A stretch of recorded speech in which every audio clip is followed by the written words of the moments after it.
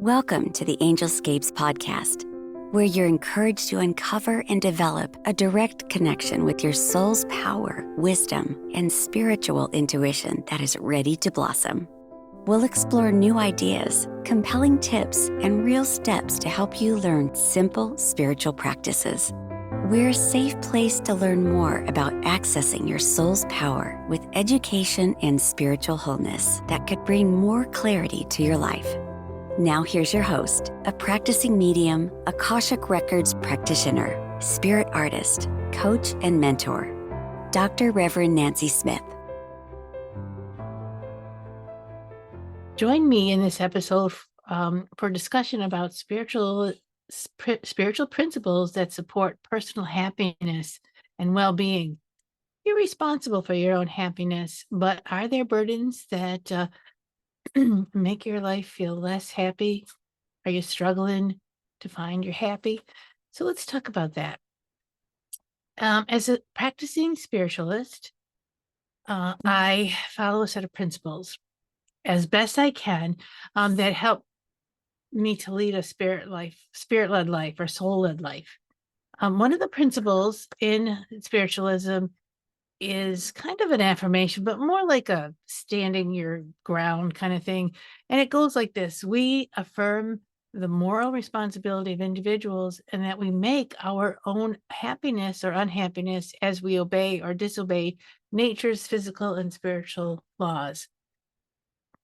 When I first heard this principle, and spiritualism just has principles to live by. It doesn't have dogma, it doesn't have rules and regulations, although let's get into the natural laws later.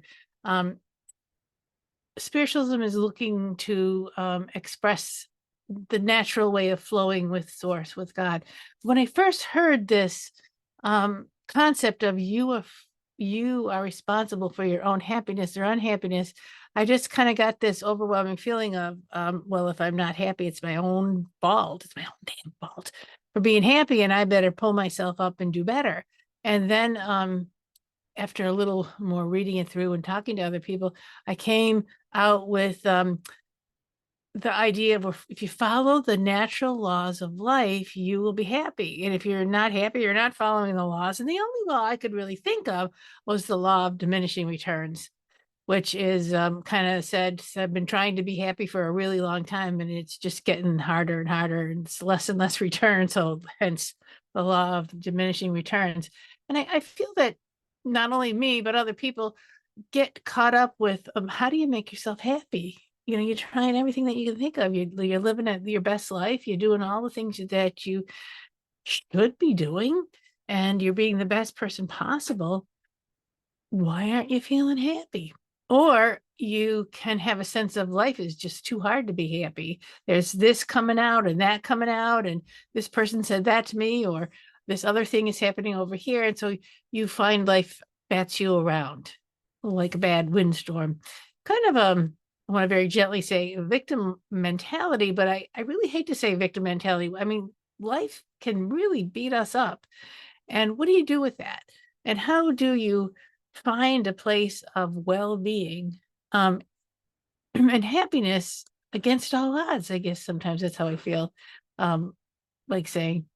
So, truth be told, this principle is calling us out. It's calling all of us out. It is a recognition that our actions and choices have a direct impact on our well-being, and that we have the power to bring about either happiness or unhappiness, happiness or unhappiness in our lives. We have a choice. And how can you create that choice in your life? How can you, it's an inside job that moves to the outside. So how do you do that? How do you manage that? This principle acknowledges the growth and the advancement in the spiritual realm that require personal effort, aspiration, rather than relying on external forces for atonement and redemption. So we do come from a background of something happening or a grace of God coming forward that redeems us, vicarious atonement for some of us. And that has been ingrained in us over and over and over again. And if we do right, we eventually will be happy. So happiness is deferred. And that's kind of an illusion.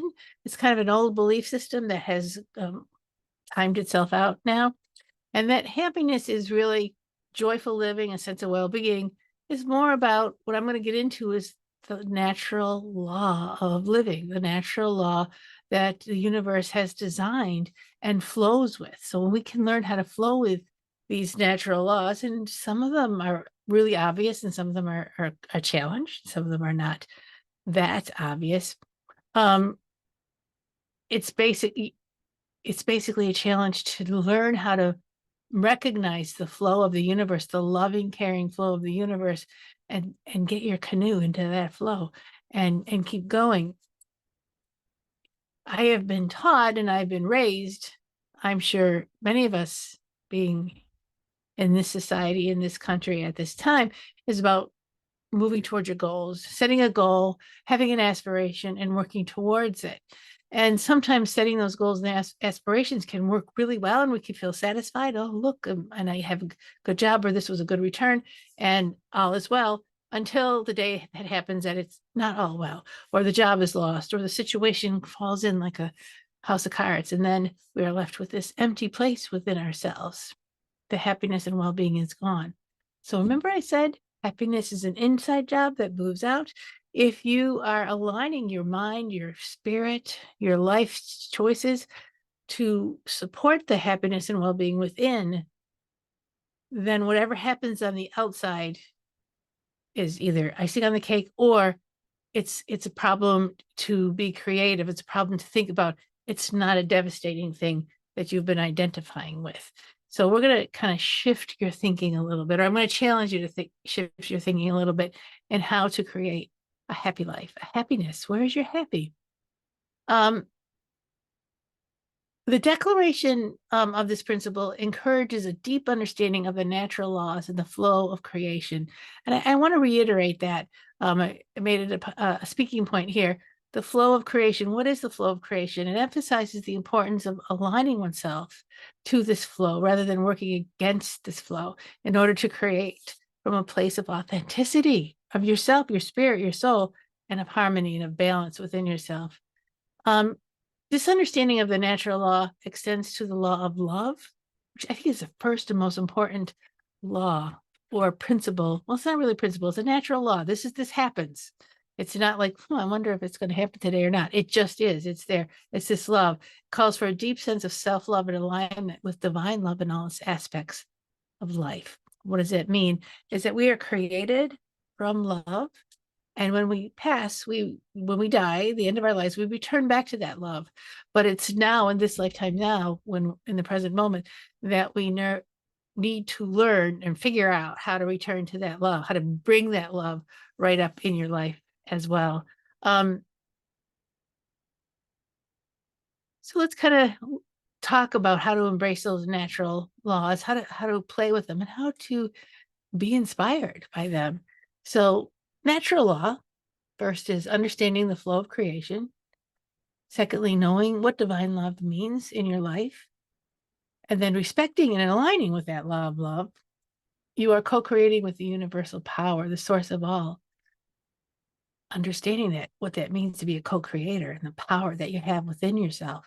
When the winds of life are buffeting you around, you actually can co-create something different.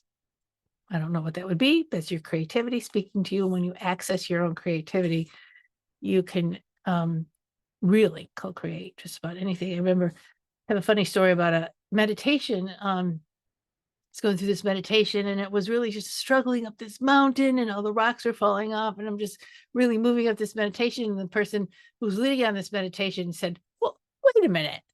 What are you doing? You can grow wings and fly. You don't have to struggle up this mountain." I said, "Oh, that's right. It's imagination. I can use my creativity." I was so ingrained in struggle in my life, and my belief systems were around struggle, that they even showed up into my meditation, and I didn't allow my imagination to grow wings. And you know what? You can grow wings in your life. It doesn't have to be just in a meditation or a make-believe scenario. You can symbolically or allegorically grow wings and rise above what you think you have to struggle with. So you're a co-creator. Next thing is natural law is a process. It's not a power. it is understanding that things work, life, things, energy works the way that they do. They don't change their course, or the laws don't change to fit our desires or to fit our needs. Or there's really no miracle that's ever happened that has been outside of this natural law. However, there are miracles that happen that look like miracles to us because we don't understand the true depth of what natural law is all about. And that's what I want to introduce you to, a couple of the concepts. There's, I don't know, 72, 89, 106 natural laws and concepts that you could learn. And a lot of these come from a book called The Kybalion. It's a book that was written way back in the Greek time. And it's kind of hard to read, but a lot of people have translated it. So if you want to kind of take a look at natural law in the metaphysical realm, go look at The Kybalion. It's spelled Kybolion. But that's really not where I'm going. We're going to this whole concept of spiritualism and natural law.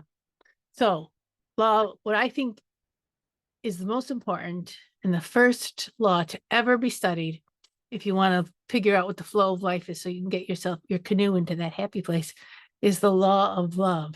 We are created from love, and we're going to return to that love. And the miracle is being in that love on a day-to-day basis. Okay, cool thought. One of the aspects of learning mediumship and getting in front of people and allowing myself to be the medium, to bring spirit through, was courage. And I did not have that courage. I didn't like public speaking. And it was when I finally, through theories of developmental meditations, which we do in mediumship, I realized this flow of love was within me. And I really liked it.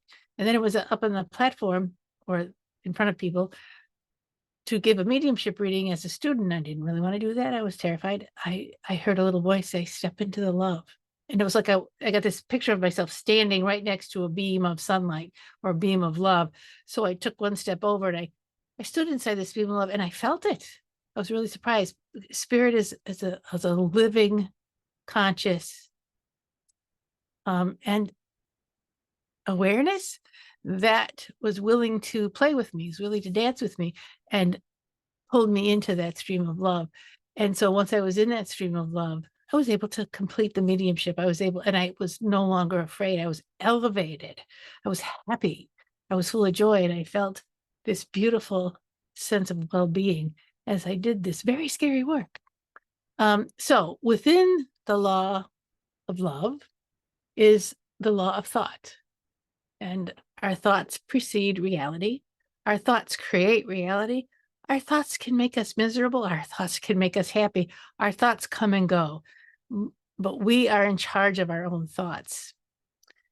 And when we choose to think gratitude thoughts, or when we choose to look for more of what makes us happy, we're feeding the well-being. When we look at all the things that are fearful, and we're afraid of, and this isn't going to work, and that's not going to work, we feed that part of our brain. And our brain is a computer, and our heart is the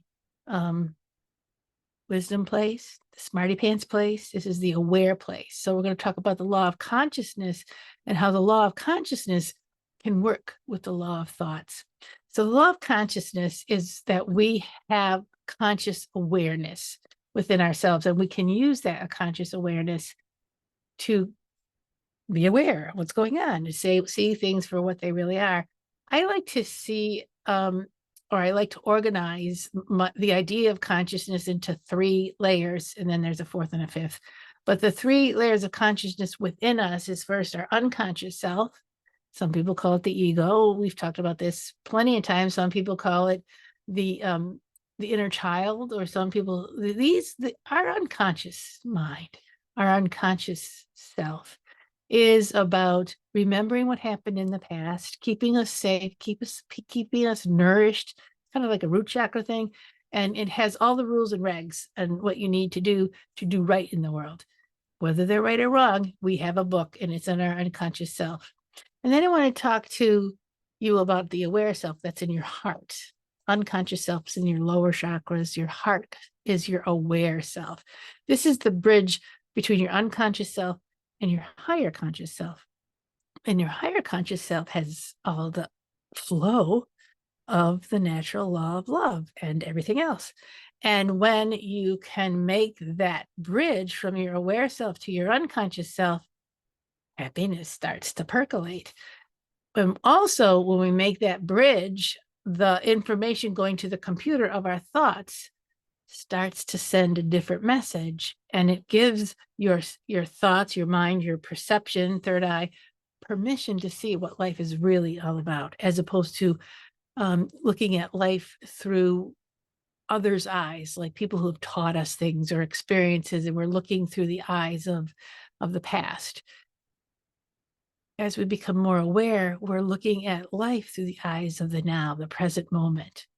So that brings us to the law of awareness, and that we can't really see what's happening in our lives or in the world around us, or he said, she said, or the water's not coming out clear out of my faucet, or whatever it is that we perceive.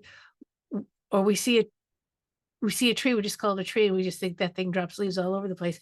But when we are in the state of awareness, he said, she said doesn't matter anymore. It's like, well, isn't that interesting? And then when you see a tree from a place of awareness, it's the most beautiful being you can ever see. And you can, if you really are using your third eye and your imagination, you could see the flow of the energy coming up and down and through the tree and all around.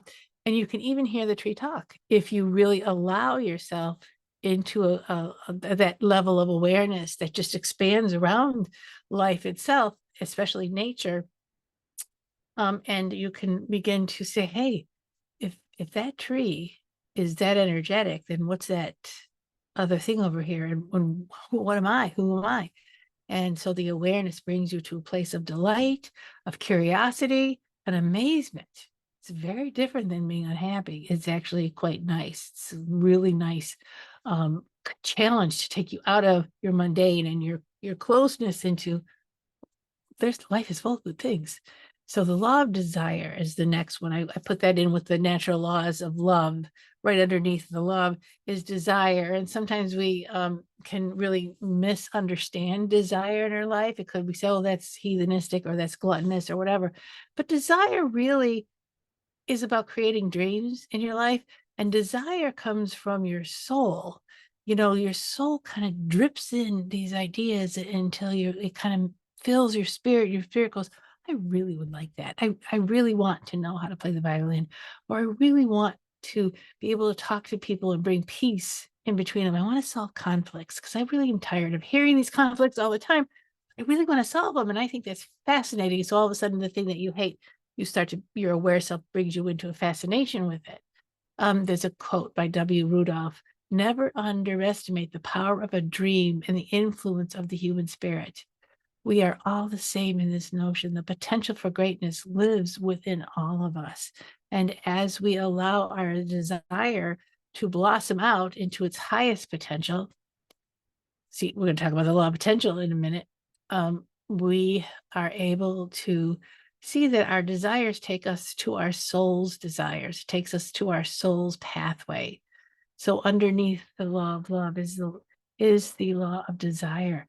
So don't tamp down those desires too quickly. If they come out in a negative expression, give it a minute or just sit with it. This negative expression, say, who are you really? Who are you really? And why are you showing up in my life? What are you trying to tell me? And there will be an answer, because you're in the flow and the natural law of love, which is about communication. So underneath also in that law of love is the law of harmony and balance. And then we're going to see how harmony and balance, there's the law of vibration, and how it fits into the law of attraction. But the law of harmony and balance is really the first mundane way of doing it, is finding balance in your life. Learning how to have a reciprocal relationship with somebody where you're not always on the take, or you're not always on the give. So you learn to have an even exchange. So when we have even exchanges with people and relationships and places and things, it doesn't necessarily have to be, I give you $2 and then you give me $2 back, but it could be, I give you $2 back and I get a bottle of $2 Chuck from a Whole Food stores, from the whatever.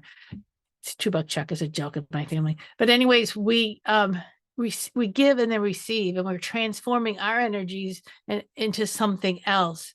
And and that is about making balance in our life. That is when we feel life is worth it. I have my return on with interest. I have my return on my investment. What I'm putting in with my heart, what I'm putting in with my best self. I'm getting rewarded. Something's coming back to me. It could be a paycheck, or it could be love, or it could be attention, or it could be a great conversation, or it could be learning something, or it could be a bottle of wine. Whatever it is, you are creating harmony and balance within yourself first. And then as you create that within yourself, you'll be able to create it in a bigger picture around you. And coming out of the law of harmony and balance is the law of service. When we give to others, when we're in care, we care for other people, or we help other people. And in this law of service, there must be meaning in what we're doing. I see many people, including myself, go into a law of service where there is not a balance. Nothing's coming back. It's just more of a martyrdom. It's more of, I'm just going to give and hopefully I'll get something back. And we're no longer in harmony and balance with ourselves. Serving humanity is a thankless job, because humanity is on the take, and humanity is not grateful, and humanity, people complain and they're not grateful, and they can wear you out and dry you up like a little prune until there's nothing left of you. And that's not service in harmony. It's not service in balance. There are many amazing people out there like Gandhi or the Dalai Lama or St. Teresa, who found their place of service, but they found that place of service in balance and in harmony with themselves. They found the place that they had desire, where they had a dream to go. Martin Luther King is another person. And don't you think for a minute that those people in service didn't reach out for high level support from source, from God? And probably they prayed several times a day, probably continuously all day, to give them the strength and the courage and the balance to create what they wanted to create. So what do you want to create in your life? Go into that harmony, go into the balance. What makes you feel balanced? What inspires you? What do you desire to do? And that's when the service starts, out of that place of loving yourself. And from doing service out of loving yourself, there is a feeling of well-being. There's a feeling of inner power. There's a feeling of connection to your soul. And guess what? There's a feeling of happiness. So all these things are inside of natural law of love. Inside of the law of love is also the law of allowing and tolerance, becoming neutral and seeing people, places, things for what they really are, not for what you're trying to get out of them, or if you're trying to get them to agree with you or be on your side. As the law of allowing and tolerance says, everyone has their own journey in their own place, in their own time, and in their own perception. And we allow people to have their own perceptions. We allow them to have their own pacing, and it doesn't become personal to us. That I live and let live. Where'd you hear that? I'm going to allow you to be who you are, whether you're my mother, my sister, the guy down the street, my husband, my wife. I know you have a different path than me. Know that you have a different perception than me, and it's not a reflection of me. It is simply you. That's the law of allow and tolerance, which comes from honoring and respecting another person and trusting their path is the best path for them. Not an easy thing to do. And that's why we have the law of love and forgiveness. Forgiveness helps you to untether yourself from other ideas, people, places, and things. And even when something has hurt you deeply and has traumatized you, this law of forgiveness gives you the strength, gives you the wherewithal, gives you the energy to untether yourself from that which is not you, that is not right for you, that's either hurting you or it's burdening you. So as you feel burdened, as you feel resentful, stepping into the law of allowing and tolerance, I see you for who you are. You are not me. I am not you. You have your own thing. And then we go into forgiveness, and now I let go. And now as I let go, I am more completely in myself. And you know what? That leads to happiness. So if your mother-in-law is driving you crazy, or your aging parent has nothing nice to say to you, step back, you're in the aging process, or you're in this whole perception, or you desire to have a certain outcome because XYZ, but it's not mine. And if you can walk into a family dinner with your mother-in-law and not care, and just respect and admire her for who she is, but still remain neutral and stay in your own power, and forgive her foibles, or forgive the alcoholic father, forgive the alcoholic mother. Not that you have to play that game with them anymore, because you're allowing them, you're having tolerance, you're stepping away, you're becoming neutral, and you're forgiving the situation, but you're not playing anymore. These laws don't mean that you have to play and hurt yourself. These laws are about you stepping away into your own self, into your own power, to your own wisdom self. And when we step into our own wisdom self, that wisdom now informs your brain, find more of this. We're letting go of that. And your brain will continue to look for more of the things that bring you joy, and take you into neutrality. And your brain is not trying to tell you, but you got to prove yourself. You got to prove yourself. You're saying, we're not doing that anymore. So these are laws that I like to put under the law of love. And it starts with self-love. And then when we love ourselves, we can allow the love of spirit in our soul and the universe to begin to flow through us. But it has to start with self-love. So, but you can do it. It's not hard to do. So let go, become neutral, and see where you thrive. Where does your heart go when you want to be in balance, when you want to have harmony? What do you commiserate with when you want harmony in your life? And listen to yourself, listen to your own preferences, and learn from yourself, love yourself, because not everything is hedonistic, not every desire is bad, but we do need to grow it up into a more mature place, which leads us to the bunch of laws that I call the laws of reality check, that keep us on our toes. And those reality check laws, again, these may sound severe, but they will bring you into harmony, balance, and happiness. And think about, as I talk, where in your life do these things, could they apply? Would they apply? Maybe you could play a little bit. And you know what? I'm giving you permission in your own happiness to play in your life with different ideas, different concepts, until you feel right about it, until you feel good about it. Not until your boyfriend feels right about it, or not until your mother said, hey, you're onto something. That's until you click into place. So the laws of reality check. The law of cause and effect. It's probably one of the biggest laws of the natural laws. Every action has an appropriate reaction. Everything you do ripples out to people, and it comes right back to you.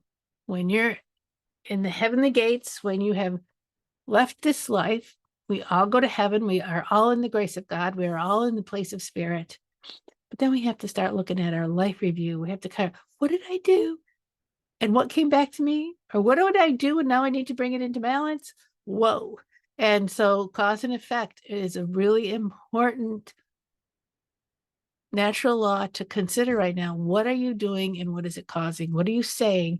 And what is the impact that and the reaction to the people around you? You're responsible for what comes out of your mouth, no matter how you feel, no matter what you do.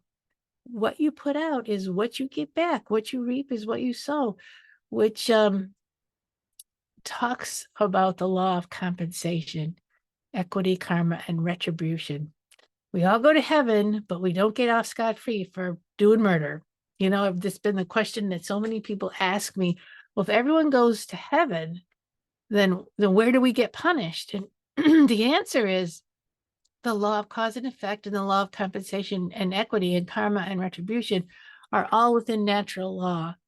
So when we want to, revenge is a dish best eaten cold, and we want to bring our own idea of what balance and justice is, sometimes we have to let it go and allow the universe. This is where forgiveness comes in and neutrality, and allow the universe to correct itself, meaning taking that action or that person who created that action into account and bringing it into balance. And I'm not saying put yourself out in danger, and I'm not saying don't decide what you need to do to be safe and sound and have a sense of well-being. But if you choose to have well-being and it costs somebody else something important in their life or even their lives, law, cause, and effect, you don't get off scot-free, and you can't go to court and argue it. It's just is what it is. So be aware of yourself, be aware of your actions, be aware of your passivity. When somebody's asking you for help and you just can't do it, can't go there. The passivity is a cause and effect thing. It's very important to see that. It's very important to understand that your actions, no matter what they are, and your thoughts, no matter what they are, have an equal reaction back. So all things are in order and have a sequence in the universe. So we don't get to rearrange the universe when we want to have what we want to have, or we can't quite understand what's going on, and we're going to rearrange your life and everybody else's life so that you can be comfortable. You're going to be even more uncomfortable because it's not in alignment to the natural law. And the natural law is what it is. It's not a negotiating thing. The law of promise is kind of a positive, halfway not positive. Within the laws of promises or promise, or this is who you are, this is what you have in your life right now, is the law of choices. We are in a free will place. We can do whatever we want. We can work with our guardian angel, or we could pretend we don't even have a guardian angel and that we're not even going to pay attention to him. And we're going to pretend that we're doing this on our lonely own self. If we choose to do that, you can choose to do anything we want. You could choose to, this is where I said you could be buffeted around by hurricane winds, and you can still choose something different because you have a choice. You always have a choice. And you have personal responsibility over the choices that you make as well. So what do you want to do? I don't know. What do you want to do? What do you want to do? No, I don't want to do. I don't want to do. I don't want to take responsibility for the choice. If we choose to go to that restaurant and it stinks, you're going to be mad at me. That kind of thing's got to stop. You're responsible for your own choices. What do you want? What do you want to try out? And you try it out, it doesn't work. Okay, take responsibility for it. We'll try something different. Don't have to hang yourself or up on the tree and say, oh, no, I don't know what to do. The choice didn't work. You just kind of keep going. One's philosophy is not best expressed in words. It is expressed in the choices one makes, and the choices we make are ultimately our responsibility. That's from Eleanor Roosevelt. It's a beautiful quote. So we are in a free will zone. We can make whatever choices we want.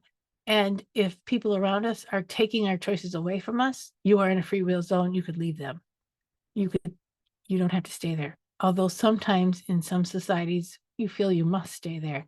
And some societies are built on bullying other members of their society to keep it intact and keep it isolated. And that is a very painful place to be. And some people are born into it or want to have that experience of no choice, so they can understand that the actual law of the universe is choices. It's a very simplistic way of saying it, but many people, as we see them struggle through life, are trying to understand what other choices can they make. What are the choices that are going to support them? What are the choices that they feel are forced to make that aren't supporting them at all? So law of choice is it's a soul level understanding. And it takes us into the law of evolution, that we're all here to learn and grow, and even our souls. And as we learn and grow, that's when we're happy. Because when we don't, we stop learning and growing. That's when we stagnate. And that's when we feel like a sense of death or a sense of coming over. But when we are here we're embracing the learning and the growth of things, we evolve and we embrace the flow of the universal life force energy. Law of abundance. Once we embrace that universal life force energy, there is enough for everybody. There's more than enough for everybody on this overcrowded planet, because the law of the universe is that it is what it is. But we can close our eyes to it, or we can decide that it's not there for us, or we can build up belief systems that we're poor. And I'm again simplifying this. When you find your place in I can't afford to buy my groceries, I can't afford to pay for my power bill. must take a look at the inside of where have I positioned myself in my life right now, and is this position working? Where else can I position myself? What else can I do? And that may take years and years to understand where you are, how you've positioned yourself, and how you can change it. I'm not saying these things happen in 2 minutes of thinking. These are lifestyles and lifetimes of ancestral behavior that has told us we don't have choices, or there's not enough for everybody. And this is where awareness comes in, and very gently peeling back that onion, or peeling back that false belief or that illusion, to find what is at the juicy, beautiful core that's going to grow, that's going to bring us into another place, which leads us to the law of potential. And I want to take a short break and tell you again, I'm Nancy of Angelscapes. You can find me at angelscapes.net. And I do a lot of private one-on-one sessions with people, and the best sessions that I do are my mentoring sessions, where I help people peel away belief systems so that they can find happiness in their life. And going through all of these laws of nature, I don't necessarily sit and lecture to you about the laws of nature, but I do pull from the Akashic realm and the true the truth about nature and life the flow of life force energy from the Akashic records. What do you need to know? What do you need to release? What do you need to heal? Is what my mentorship program's all about. And it usually takes more than a single session. So I have that, and I'm teaching Akashic records in April. So if you want to learn about the Akashic records, we can sign you up for that. So go to angelscapes.net. And you can set up a free discovery session. Just click book a session, and you'll see the free discovery session. It's 20 minutes, not a reading, and just get to know me, see what I can do for you. So back to the natural law of potential. Potential can be a scary, scary thing, because I'm not living up to my potential. And I feel that all the time. I'm not doing enough. And I just want to say hello to people who are here. Lauren and Maria, so glad you joined us. And Bernie, so glad you're here with us. And I'm glad that you love the topic. And then Mindful Souls is here. Is, I think, maybe spamming a little people, asking them to do readings for them, so you don't have to listen to them. So let's kind of go back to potential, and are you living up to your potential, and how are you going to be the best person that you can be, and all that burden. So let's not do that. The key for our growth and learning and achievement lies within us, and that's the truth about everything. The potential of what we desire, where we want to go, our own happiness lies within us, and our spiritual essence is a creator. So if we allow our spiritual essence to blossom forward, or just get it out of the box and say, what are we going to do with this? You're going to find your own inner creator self, and any other messages within that are beliefs that are not serving you, that are telling you you're not the creator, they're telling you no good, they're not serving you anymore. So when you come to those roadblocks or those obstacles, they're illusions. Walk through them. Don't engage with them. Don't feed them. Your spiritual essence is your creator. And as you outline your desire, you also draw yourself to all that is necessary to meet that goal. See, the law of abundance. When we outline our desire, when we're very clear with ourselves and our spirit, soul, and the universe, what we want to do, things start showing up to support us on their way. And I feel like I want to tell you a story about the box of crayons. I remember years and years ago, I was single mom, not a whole lot of money going around, and I really wanted to start to go deeper with some of my art. And art supplies are very expensive. And so I was kind of hoping for some paints or some special pastels to come my way. And Christmas came, my birthday's in December, and Christmas came, and relatives were sending me gifts, and I got boxes of crayons. And I'm like, these boxes of crayons, I want something a little more sophisticated, but the And I sat there with the message. What is the message of these crayons? And I feel like the universe was hearing me, and the people who were giving me the gifts were hearing the call. And the crayons were talking about, this is where you start. This is where you are in your life. This is the vibration level you are, which is a good vibration level, but you need to start at the beginning and move forward. Even though I had done a lot of stuff with art and all my supplies, I just ran out of them. I had to relook at where I was going. So the crayons were saying, get back to basics, girl. Get back to basics so that you could create what really serves you, what really aligns with you. Now, it was the best message I could have gotten, but it took a while for me to figure that out. So the universe showed up with some supplies for me in the form of box crayons and some drawing paper. And if you melt crayons in they make a big, beautiful color puddle, and you can move them all around and make gorgeous crayon art. But I go far with that one. So as you get your spiritual supplies, be humble, and be willing to say, what's the message here? What am I getting? Where am I? Because the universe is actually matching us at our vibration level as well. That's a little secret. So as we start out, we see we have a big potential up here, big potential. I want to be that beautiful artist. I want to be that dancer. I want to be that writer. But here we are over here. So it's not going to happen overnight. Our potential takes time to grow. So that the box of crayons are reminding me, take the time to grow. They're meeting you where you are. And the supplies that come up for us meet us where we are. So if we're getting things that we feel like, well, I'm beyond this, then you need to check in. Am I really beyond this? What do I need to do to progress so that I can vibrate it to a place to get the supplies that I'm really looking forward to create what I want to desire? I hope this is making sense to you, but the universe does supply and provide for us when we go on our projects, missions, but it supplies us at the vibration rate that we're working at.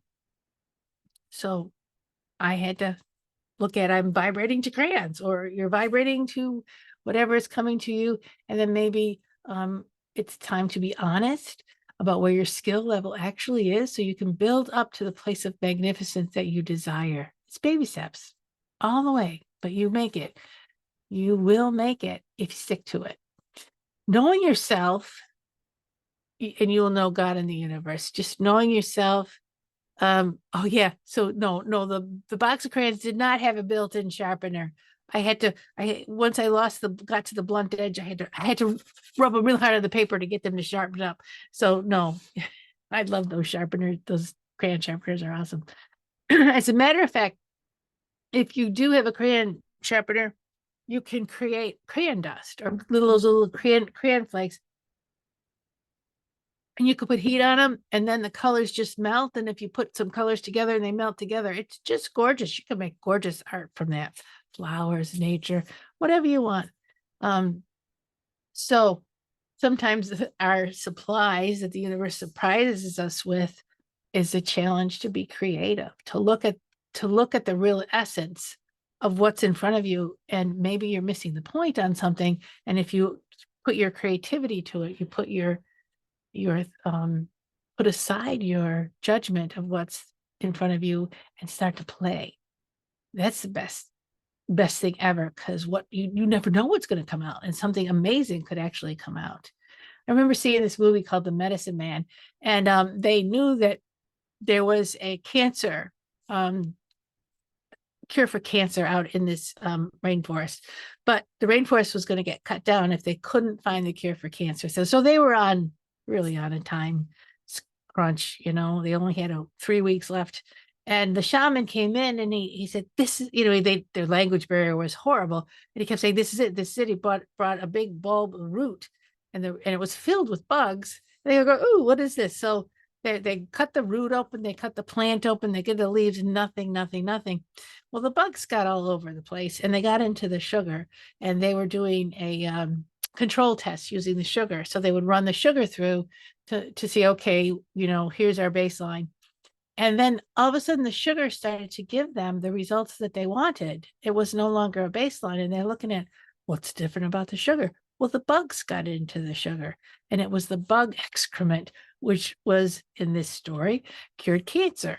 And so looking at the gifts that the universe gives us, sometimes we have to look at the entire gift, bugs and all, to get the energies or to get the connections that we need to make the next step forward. So your spiritual supplies are full of gifts, and you're not being made fun of, but you do need to be honest and humble about where you are. And learn to know yourself. Learn to know, hey, I'm reacting to this. Hey, I'm being a little obnoxious, or I'm being a little inflexible. I'm not seeing the amazing opportunity I have in front of me because it's not wrapped in the paper I want, or it's not showing up the way that I want it to show up, or the way that I perceive it should. Those shoulds kill us every time. Should show up. Should can lead you down the path of unhappiness in 3 seconds. So that's why, let's be happy. What's here? What do I have to work with? You need to start in your inner self and then work to the outer self. Because if the outer self starts to crumble like a house of cards, you got the inside is still strong. It's still going. You know yourself, and you know that everything is an experiment. Everything is a creative experiment. If this doesn't work, we can regroup and try something else. But you're not putting your identity on the line for something that you're trying to create, or potential that you're trying to reach. It's a process. It's a flow. It's joy. It's love. Take your time. Be in the present moment. Only you can take yourself to the highest level of being what you desire and what you were made for. Nobody else can do it for you. There's no miracle that's going to go 1, 2, 3, 10. You got to do all the numbers and just take yourself patiently and calmly through. If you want to learn patience, this is a good way, is just paying attention to who you are and where you want to go, and surrendering to the process, because the law of potential will take you to the highest place that you desire, even better than you even imagined, right? So those are the laws of promise. The laws that keep us moving and growing, and to be happy, to have a fulfilled, happy life, we need to continue to move and grow. It's first the law of vibration. Everything vibrates. All vibrations wants to harmonize with higher vibrations. So the law of harmony is within the law of vibration. And once something is observed, it changes. So if you want to align something and bring some part of yourself into a higher vibration, then find a higher vibration to be around, and you will harmonize with that. A lecture, I heard a football player do this amazing lecture, and he wanted to be the best football player ever, and he ended up being actually quite good. But what he did was he hung around people who were really good football players, and he stopped hanging around the guys who were the jocks, who were sneaking the smokes and really not working as hard. And he says, I don't want that. I want to be the guy that runs the fastest, is the best. So he's hung around the football nerds. I'm kidding. But he went, who had the same dream he did. And together they moved to that dream. So he was careful of who he picked in his life. And with the law of vibration, if you want to raise your vibration, you be careful who you pick in your life and who you hang out with and who you talk to. Also be careful about how you use your words, because your words will take you out, down and out in your vibration. It's like water. You got ice, you got water, you got steam, and so ice is stuck, water is flowing, and steam is spirit. So where do you want to vibrate? Where do you need to vibrate to do what it is that you need to do? And if you have a trauma that's stuck within yourself, bringing that trauma into sacred space, into sitting in meditation, or inviting your soul and your higher power and your guardian angels in to sit with this stuck place, it will eventually thaw out and start moving, because you're loving yourself enough to come into this higher vibration, and you're also loving the stuck place enough to sit with it and be aware of it. And it will shift, it will change, which what we get hung up is the next law, is the law of now, to be in the present moment. You can learn from the past, but you must be in the present moment to heal and grow and make changes. Remember, happiness, healing and growing and changing, right? So the law of now is the only place you can do it. You can't do it in the future because the future's not here yet, and the past is already done. It's stagnant. You've learned from it, but you can't change the past. You can change how you feel about the past, or you could change and then by learning from the past, you could change where your trajectory is. But to heal, you'd have to be in the present moment. That's kind of like the law of now, the law of the present moment. It's not going to change. And even though I really like those fictional novels about time travel, and maybe someday I'll talk to you about the whole concept of time travel and spirituality. That'll be a great topic. But right now, to be happy, you need to be in the present moment. And the reason why you need to be in the present moment is so that you can grow, adjust your vibration, raise your vibration, try different things, and allow abundance to flow through you, and allow your desires and your potentials to merge together to create something wonderful in your life that will lead to happiness. So, right? I didn't say buy a house, get a dog, marry somebody. Or, it's Valentine's Day, you should be getting flowers and that'll make you happy. Or there's no formula to happiness outside of yourself. It's all inside of yourself. And by working with these concepts, I feel that we all have the potential to have happy, fulfilled lives. But it takes courage, and it takes forethought, and it takes paying attention to your own behaviors and not kind of bagging into or buying somebody else's behaviors. Making somebody else happy isn't going to make you happy. The compromise might give you peace for a little bit, but it won't be a balanced, harmonized peace. You see where I'm going with this? It's all an inside job. No matter what you do, no matter what you say, you deserve to be happy. Your happiness matters, and it's about what's inside. So your thoughts and your feelings and who you are need to be part of the solution in your life. It's not a byproduct. It's not something that you step around.